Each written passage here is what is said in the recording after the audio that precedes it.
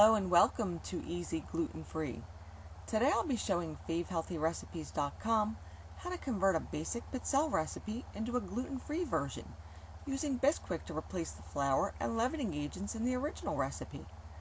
Now Pizzelle are thin, crispy Italian cookies that are baked on a Pizzelle press instead of in the oven. Today I'll give you a basic recipe that's flavored with vanilla, but some other popular flavors include anise and lemon, so you can decide how to flavor them to suit your own tastes. Now, growing up in an Italian house, I can't think of a holiday dessert table that didn't include these guys. And I'll show you a couple of variations to give you some extra options for molding and serving them. Alright, now to make about 3 dozen cookies you'll need 1 3/4 cups of gluten-free Bisquick. Now if you're not on a gluten-free diet, go to the website and I'll include in the notes what the original recipe looked like.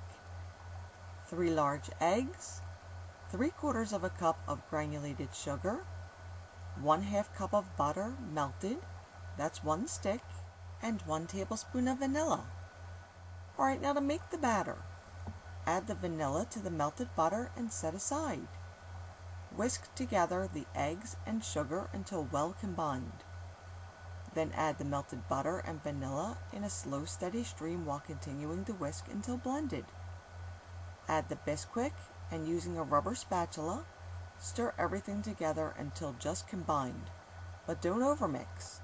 Now to bake these, I'm going to give you the instructions for my machine and my preferred degree of doneness, but you should follow the instruction manual that comes with your machine and play around with the bake time to get them where you want them.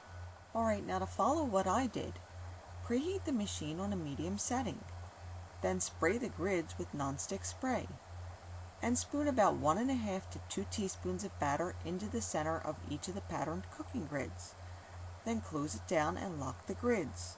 Now I like to use a small cookie scoop since it makes it a lot easier to get the batter out of the scoop and onto the grid.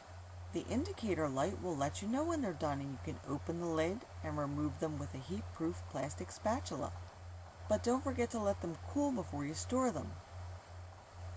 Now when a Pizzelle is hot off the press, it's still a bit pliable for a few seconds, so you could quickly roll it around a wooden dowel, and as soon as it's cooled a few seconds later, you've got a shell like a cannoli.